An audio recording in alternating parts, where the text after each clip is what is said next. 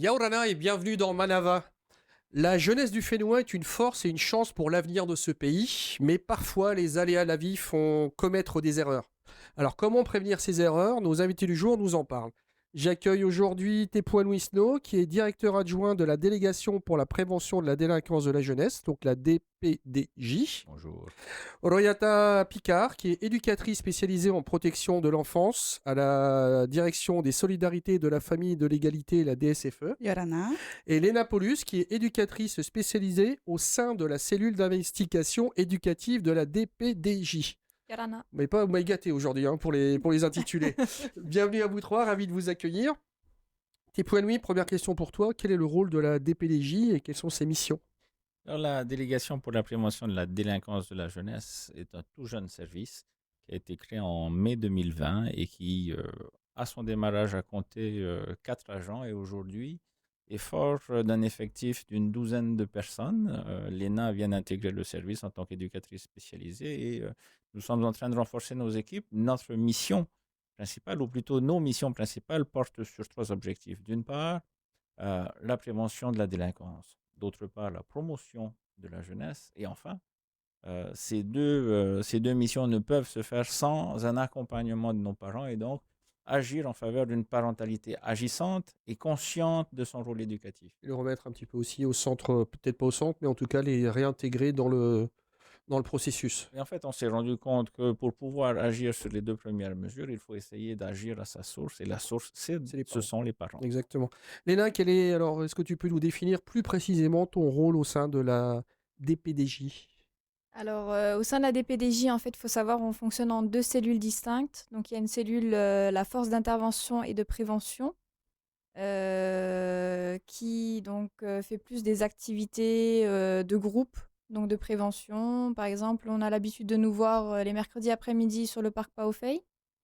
Mais il y a aussi la cellule d'investigation éducative dans laquelle je suis donc moi-même, où on va traiter plus spécifiquement des situations plus individuelles, où on va accompagner un jeune qui nous a été signalé, enfin plutôt où on a été saisi, parce qu'on ne parle pas de signalement, ce sera plus au niveau de la DSFE.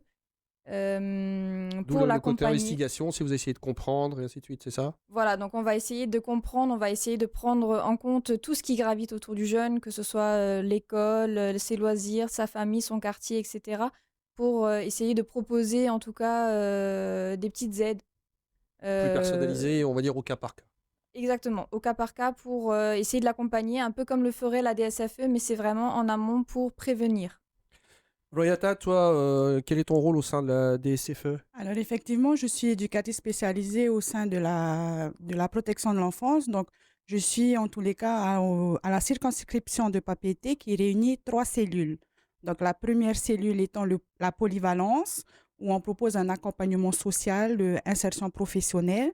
Ensuite, nous avons la cellule IP signalement. Donc, on reçoit des informations préoccupantes ou des signalements venant de tout horizon, c'est-à-dire de l'éducation, de personnes, on va dire... Ça peut être donc les profs, ça peut être voilà, des éducateurs, ça peut médical, être... peu importe. Voilà. Ouais. Donc, il y a cette cellule-là. Et donc, moi, je suis au niveau de la protection de l'enfance, où j'assure le suivi de mesures éducatives en milieu ouvert, donc qu'elles soient judiciaires ou administratives. Donc là, on intervient après, on va dire, les autres cellules qui sont la cellule du signalement et la cellule de la polyvalence. D'accord. Voilà. Qui est clair, on sait qui fait quoi. Tepouane, quelle est la situation en Polynésie en termes de délinquance chez les jeunes? Alors, force est de constater que malheureusement, la situation de la délinquance n'est aujourd'hui pas répertoriée, on va Je veux un dire. peu plus de temps, si tu veux bien. Nous manquons de données statistiques pour pouvoir établir véritablement un diagnostic de la situation de la délinquance. Alors, de la délinquance de nos jeunes en particulier, parce que sinon, il y a 3 ouvrages qui ont déjà été rédigés par Yasmina Taïria notamment, par Taï Vivo, mais également par M. Siramayol concernant les sans-abri. Mais les sans-abri, c'est déjà trop tard. Donc, il s'agit aujourd'hui de faire un diagnostic et c'est la raison pour laquelle une des missions dans l'arrêté portant création de la DPDJ, nous avons pour objectif de créer un observatoire de la délinquance de la jeunesse. Cela pour établir ce diagnostic, pour pour transmettre un rapport annuellement au gouvernement, mais surtout pour être force de proposition et réunir, collecter l'ensemble des données qui concernent les situations de délinquance. Et ça va être répertorier, récupérer des informations de la DSFE, mais également de la PJJ et finalement de l'ensemble du tissu partenarial qui tourne autour de la délinquance avant que nous n'arrivions à une situation de sans-abri. Et ça, tu penses que ça sera opérationnel ou effectif quand? En combien de temps? Alors, le service est tout jeune, donc maintenant, nous avons le service, en fait, la DPDJ a pour objectif d'être un service de proximité. Hein, donc, c'est, comme le disait tantôt Léna, c'est l'organisation de plusieurs actions partenariales, parce que nous faisons appel à des prestataires, dans le cadre d'actions, alors comme vous avez pu le constater, sur le parc Paufey, par exemple, où nous étions durant tout le mois de mars dans la commune de Mahina à la Pointe-Vénus, ou durant le mois d'avril sur Papineau. Des actions concrètes. Donc des actions concrètes auprès de jeunes qui sont recensés et que nous faisons venir par le biais de ce partenariat avec les communes et où ils peuvent découvrir en fait des activités peut-être qui ne leur seront pas offertes ou proposées dans leurs associations de quartier. Oui, c'est un complément. Donc, c'est un complément. Alors ça, c'est la première partie. Mais il n'y a pas que les actions de terrain. C'est-à-dire qu'il faut aller chercher plus loin l'information. D'où ce travail de création de l'observatoire sur lequel nous travaillons. Et donc, nous avons, avec le nouveau ministère de tutelle, nous sommes en train d'élaborer une nouvelle stratégie par rapport à la création de cet observatoire. On aura prochainement, on va dire, des chiffres qui permettront de jauger et d'adapter les actions en fonction de tout ça. Nous l'espérons parce qu'on constate bien que de toute manière, depuis quelques années, la situation de paupérisation de notre société, de précarisation, ne cesse en fait de grandir. Et donc, il s'agit aujourd'hui d'aller chercher le mal là où il se trouve, plutôt que de vouloir panser des plaies. Penser des plaies ne sert à rien. Ça sens, il faut aller chercher en amont. Exactement. Faut aller chercher en amont. Léna, est-ce que tu, sur le terrain, et je poserai la même question à Royata, est-ce que sur le terrain, vous voyez clairement qu'il y a de vrais problèmes et est-ce que vous en voyez de plus en plus souvent? Est-ce que c'est de plus en plus visible? Oui, on en voit énormément et c'est des problèmes qui sont de plus en plus difficiles à résoudre parce que c'est multifactoriel. Donc, il y a plein de choses qui vont influencer en tout cas le jeune à transgresser la loi, à transgresser le cadre qui lui est donné, que ce soit à l'école, que ce soit à la famille. Justement, qu'est-ce qui favorise le développement de cette délinquance? On a une consommation de stupéfiants, on a une consommation d'alcool, on a une consommation de tabac aussi. Enfin, c'est un effet de groupe aussi. On a des familles qui s'appauvrissent, pardon.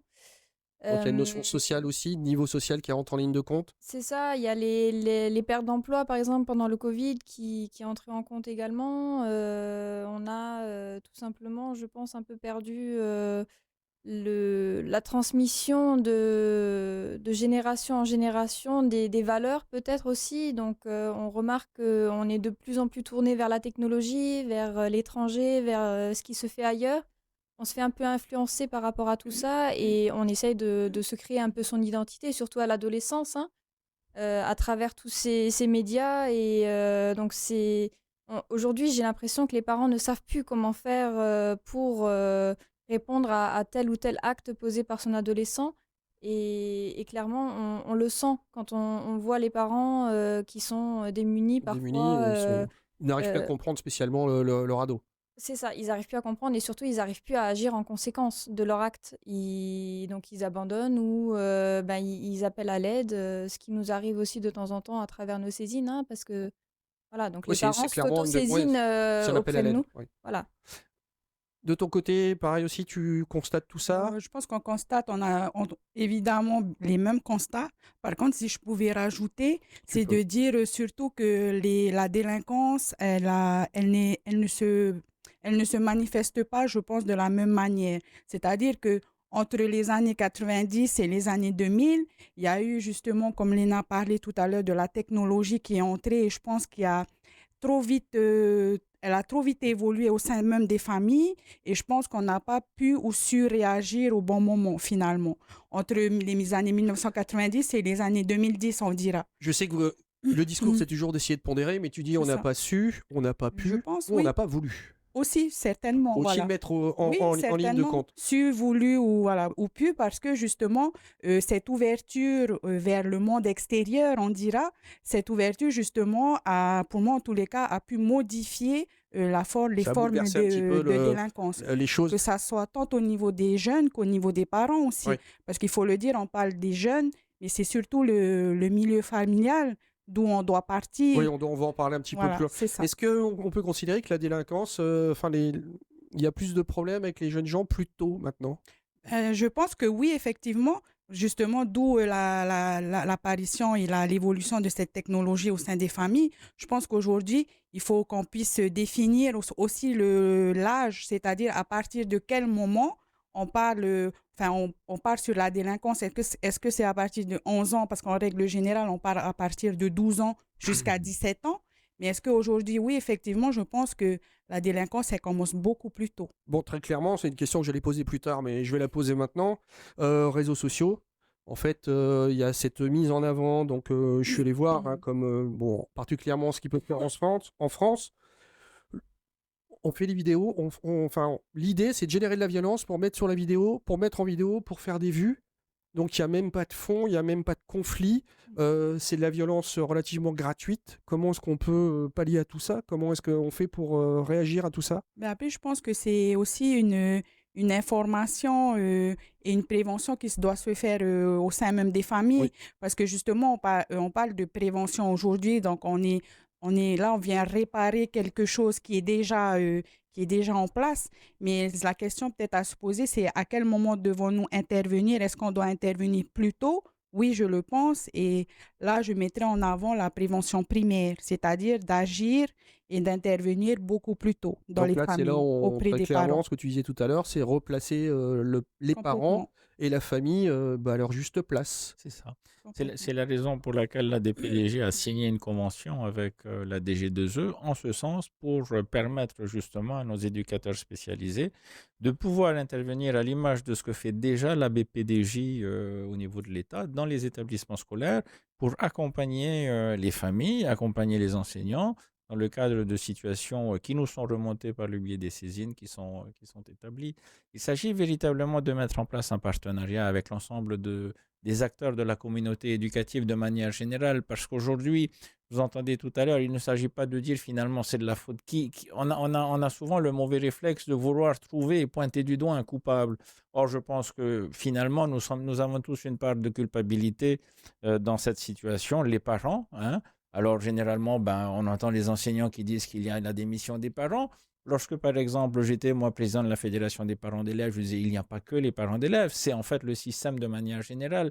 Donc, il s'agit aujourd'hui de trouver plutôt des solutions ensemble par rapport à une situation aujourd'hui qui ne cesse de se détériorer, par rapport effectivement à un système d'addiction des écrans qui fait qu'aujourd'hui, nos enfants sont davantage tournés vers l'écran et vers le numérique que les relations humaines au sein de la famille par rapport à ce que l'on peut effectivement constater, qui est une perte des valeurs aujourd'hui de transmission au niveau même du cercle familial. Donc, il faut travailler ensemble sur des solutions et trouver le mal où il est encore une fois. Surtout qu'en Polynésie, la famille a vraiment de l'importance. Il y a une génération avant, quand une jeune personne de 10-11 ans faisait une bêtise, j'allais dire une connerie, ça se réglait en interne et ça filait un peu plus droit. Donc est-ce qu'on a aussi, est-ce qu'on est devenu un peu plus permissif, Léna? Qu'est-ce que tu en penses? Est-ce qu'on laisse un peu plus facilement faire? Et est-ce qu'on considère que ces fameux outils numériques remplacent un petit peu aussi une partie de l'éducation? Non, je pense, moi, sur mon parcours professionnel, en tout cas, j'ai pu travailler à la DSFE pendant 2 ans et demi avant ça. J'ai travaillé dans un foyer où étaient placés des jeunes, justement, en voie de délinquance, on va dire. Non, je pense que réellement, c'est le fait que les jeunes, aujourd'hui, ils se sentent plus dans leur culture et tout ça, ils se sentent plus impliqués. Ils vont chercher ailleurs, ils vont essayer d'aller plus Approche-toi un peu de loin. ton micro, s'il te plaît. Oui. Pardon, ils vont aller chercher plus loin pour essayer d'avoir une identité qu'ils trouvent peut-être un peu plus attrayant, etc. Et à travers, justement, ce qu'on disait, les réseaux sociaux et tout ça, les jeunes aujourd'hui, ils savent quels sont leurs droits, etc. Et ben, ils vont jusqu'à menacer les parents en disant ben, Alors, tu, dans, tu dans ne cette peux optique-là, pas. ou pour essayer d'y pallier, quelles actions concrètes vous mettez en place? Ben, justement, on essaie de proposer des groupes de parole pour les parents. Donc, Donc les on a ados, enfin les commencé. ados, les jeunes gens, on va pas spécialement stigmatiser les ados, mais on va dire les jeunes gens. Donc jeunes gens, parents, éducateurs. C'est ça. Les jeunes gens, alors oui, ça peut être les jeunes gens, même dès la maternelle en fait, hein, où les enfants ont des comportements parfois agressifs, hein, les uns envers les autres, peuvent utiliser des mots qui Oui, sont très pas clairement, c'est adaptés. là aussi, là tu as raison, ça a un peu glissé de ce côté-là aussi, hein, c'est que les mots sont de plus en plus violents et banalisés. C'est ça. Et Et en fait, ils reproduisent ce qui se passe à la maison. Donc, c'est à travers les groupes de parole, peut-être de proposer à des parents de se rendre compte de ce qui se passe à l'intérieur de la famille, de voir un peu les autres parents qui sont dans la même situation, d'essayer de faire remonter des constats, d'essayer de proposer peut-être des outils à ces parents à travers la communication, à travers ben, le fait de laisser le téléphone de côté, par exemple, pendant un moment de repas pour pouvoir partager sur la journée, sur qu'est-ce qui s'est passé, comment on a vécu la journée, pour essayer à l'enfant, dès le plus jeune âge, d'apprendre à parler de ses émotions, de ce qui s'est passé, pour essayer de ne pas intérioriser tout ça et de l'exprimer après par la violence, par des mots ou par d'autres actes. quelles actions vous mettez en place de votre côté aussi? Alors moi, par rapport à mon intervention, en tous les cas, auprès de mes familles, parce que je pense qu'avant tout, je suis l'outil pour démarrer avant d'arriver sur d'autres actions. Moi, en tous les cas, par rapport à mon intervention, je pense que ce que je mets en place, en tous les cas, avec les familles qui en ont besoin, c'est déjà les entretiens, donc on se voit régulièrement. Ensuite, ce sont mes interventions à domicile, donc que j'effectue assez régulièrement pour justement des parents qui sont en demande et qui ont besoin de ce soutien au niveau de la parentalité, au niveau de pouvoir gérer un peu le jeune. Et après, en troisième lieu, alors s'il le faut, je sollicite en tous les cas d'autres partenaires qui interviennent aussi auprès de la famille, auprès du jeune. Par exemple, comme l'école, comme l'assistante sociale de l'école, ou voilà, tout ce qui gravite autour de la famille. Ça, ce sont les premières actions que je mets concrètement en place. Après, nous avons au sein des circonscriptions les actions collectives. Donc là, on passe au niveau collectif. Là, ce sont des actions qu'on a un peu du mal à mettre en place parce que ça demande toute une logistique et tout ça. Et c'est vraiment un outil qu'on doit utiliser et qu'on devra pérenniser surtout dans le temps parce qu'une action collective, pour moi, c'est de la mettre en place, mais surtout de la pérenniser dans le temps et de J'imagine la faire évoluer aussi surtout. vous vous appuyez aussi sur les associations, Oui, effectivement. Après, c'est vrai que leur rôle, nous ouais. n'avons pas forcément de partenariat avec des associations avec lesquelles, en tous les cas, on peut travailler. Mais là, on parle alors de réseau. Donc, c'est-à-dire qu'on peut aussi faire intervenir effectivement des personnes extérieures pour participer justement à nos actions collectives qu'on pourrait proposer, comme par exemple de la randonnée, pour exemple. Oui, la randonnée ou j'imagine d'autres actions, mais Oui, en fait, il bien faut que les sûr, jeunes gens soient occupés, quoi. complètement. Parce que là, L'oisiveté en oui, c'est général, ça. hein, je sais plus quel est l'adage, mais ça C'est mène à la exactement bêtise, ça. quoi. Donc, C'est exactement ça, c'est l'ennui, c'est l'oisiveté. C'est aussi les parents qui sont aussi, eux, là, on parle des enfants qui sont sur le net, mais les parents aussi sont énormément sur leur téléphone. Donc, bon, ben, on va laisser le jeune de côté. Et puis, ben, moi, je suis occupée à discuter avec mon ami, par exemple, sur Facebook. Voilà, donc là, on est aussi dans ce cas de figure-là où alors, on met beaucoup en avant les jeunes, mais il y a aussi les parents où il y a, je pense, en tous les cas, toute une information, une éducation peut-être à refaire, parce qu'on parlait tout à l'heure des valeurs par rapport à ce qui pouvait se passer avant, où voilà, il y avait le respect envers les personnes âgées, mais je pense que la solidarité, elle doit être remise en avant, surtout par rapport à cette jeunesse. ça doit être assez facile, mais c'est dans la fibre polynésienne, la famille est Oui, importante, le respect au sein de la famille est important, donc peut-être qu'il faut... Ça va revenir, je pense, moi je reste toujours optimiste et je pense qu'on va se réveiller et puis peut-être un peu moins se laisser gagner par toute cette technologie qui prend un petit peu trop de place. Il faut regarder le côté positif et pas oublier que parler avec ses enfants, c'est pas mal aussi. Au sein de la DPDJ, pendant très longtemps, tous ceux qui habitent à Papeete, on a vu que par exemple le mercredi après-midi, c'était compliqué. Il y avait de gros problèmes en centre-ville. Est-ce que les actions que vous avez pu mettre en place, par exemple à Paufey, c'est ce que vous me disiez tout à l'heure, C'est ça. font partie des actions qui vont réduire ce genre de problèmes et occuper les jeunes gens? Alors, avant de répondre à votre question, je vais d'abord revenir sur le constat. Euh, il y a un rapport, avant la création de la DPDJ, un rapport est sorti et un certain nombre de mesures ont pu déterminer le cadre d'action du service. C'est effectivement, comme vous le disiez tantôt, l'oisiveté, mais également la perte des figures d'autorité, la place de la religion qui n'est plus la même. Alors qu'avant, nous avions des familles entières qui allaient tous les dimanches Oui, ça peut donner un à cadre à une l'église. certaine rigueur. Aujourd'hui, ça n'est plus les situations même des familles qui ne sont plus les mêmes. Ou avant, même lorsque papa ou maman ne s'entendaient plus, ils restaient ensemble quand même. Et l'union familiale restait envers et contre tout. Alors que maintenant, les familles Ça va pas, on se sépare et se voilà. séparent. On se retrouve avec une hausse de familles monoparentales. La femme aujourd'hui a pris une place dans la société qui n'est plus celle d'avant. Aujourd'hui, la femme travaille, aujourd'hui, la femme apporte un revenu à la maison, aujourd'hui, la femme n'est plus la mère de famille qui restait à la maison et qui s'occupait des enfants. Et donc, face en fait, à l'ensemble c'est pour ça qu'on parle de multiplicité de raisons, la société, notre société en particulier, mais je pense que pas simplement la nôtre, parce que la situation de délinquance ne se trouve pas simplement qu'en Non, bien sûr. Polynésie, mais partout ailleurs également, n'a pas su s'adapter. Et nous, ce qu'il faut rajouter, c'est la situation ethnique, l'ethnopsychologie, on va dire, de la situation où en fait, le Polynésien, le demi, a besoin de trouver sa place également par rapport à une culture qui n'est pas la sienne, par rapport à une situation aujourd'hui qui n'est plus du tout la même, l'arrivée des écrans, et voilà. Donc, cet état des lieux doit nous permettre de pouvoir avancer et ça n'est pas facile. Maintenant, pour répondre à la question concernant nos actions, effectivement, on a bien remarqué la diminution du nombre de bagarres, de violences en ville avec la mise en place des actions du Fahiroa sur le parc Paufei. Nous allons les poursuivre. Nous avions on s'est déplacé dans d'autres communes, celles de Mahina et de Papeno, parce que justement, il y avait une baisse de violence et de bagarres dans la ville les mercredis après-midi.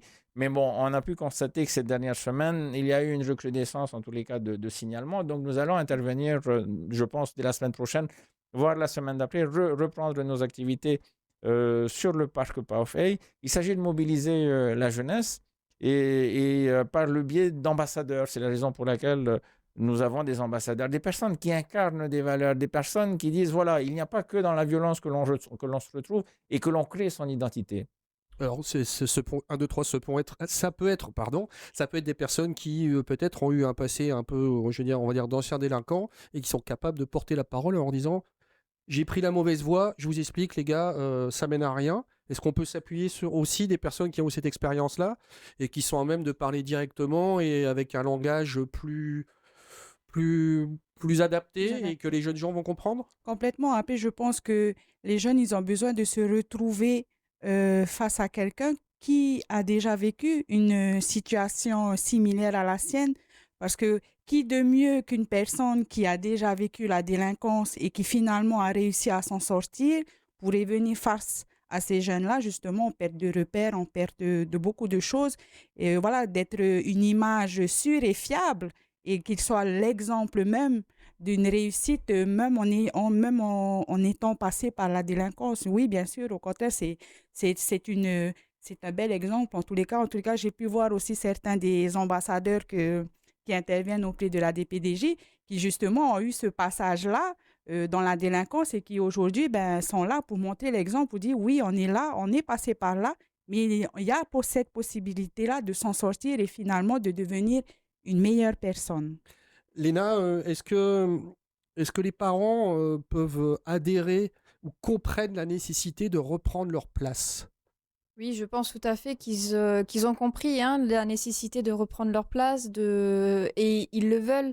Je pense qu'ils ont juste aujourd'hui pas les outils pour faire face à toutes ces problématiques qui les envahissent en fait au quotidien.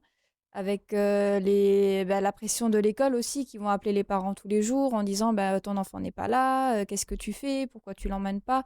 Alors que parfois les parents sont vraiment démunis face à ce comportement-là. Et les jeunes ne reconnaissent plus, en tout cas, l'autorité parentale aujourd'hui, comme pouvaient le faire à l'époque les jeunes Je pense que ça s'est fait d'avant. en une génération, hein. C'est pas énorme, hein. Une génération, c'est 25 ans. C'est ça, ça s'est fait tellement rapidement et justement via cette rapidité, en fait, ben, on a perdu tout simplement le nord où on ne sait plus comment faire. Donc même nous, hein, en tant qu'éducateurs, je pense, on n'a pas la baguette magique pour dire aux parents, bah, fais comme ça va fonctionner à tous les coups. On est dans Bon, enfin, au moins un... essayer. On va essayer, en tout cas, on va proposer plein de choses différentes pour voir qu'est-ce qui va fonctionner, qu'est-ce qui ne va pas fonctionner. Parce que l'une des solutions qu'on va essayer de proposer ne va pas forcément correspondre à cet enfant, mais plutôt à un autre. Donc c'est Et puis on est vraiment... toujours peut-être face à ce petit problème qui est récurrent en Polynésie, c'est libération de la parole et oser parler des choses. Quelquefois, on les garde un peu trop et on n'ose pas en parler. Est-ce que vous réussissez à passer un petit peu cette petite barrière qui existe toujours? C'est difficile.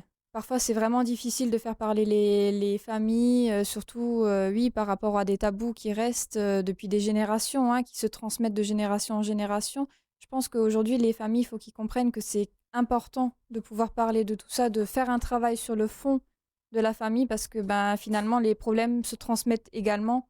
La façon d'éduquer se transmet aussi. Si on a été éduqué de manière très violente dans un environnement très pauvre, ben forcément, on va reproduire un peu, malgré soi, hein, les Ouais, le comportements. risque, il est là aussi, ouais. Voilà, donc tant qu'on ne comprend pas et qu'on n'est pas capable de faire un travail là-dessus, je pense que c'est difficile de vouloir s'en sortir réellement et de réussir à s'en sortir. Il faut accepter peut-être aussi de prendre de l'aide, ce qui n'est pas toujours facile, hein, d'accepter ben déjà qu'on a des soucis et après d'accepter que des gens extérieurs viennent nous voir à la maison, d'aller voir un psychologue, par exemple. Pour beaucoup de familles, ça pose problème, alors que ça peut être un outil énorme qui peut aider beaucoup de familles. Ah ben voilà, en conclusion, n'hésitez pas à demander de l'aide et à vous tourner vers des personnes et des associations qui peuvent vous aider. Bon, donc à nous de rester vigilants et de rester à l'écoute de nos enfants pour pouvoir les aider et les guider. Merci à tous les trois d'avoir répondu à mes questions. Cette émission sera en replay sur le site de TNTV. Bonne fin de journée sur TNTV.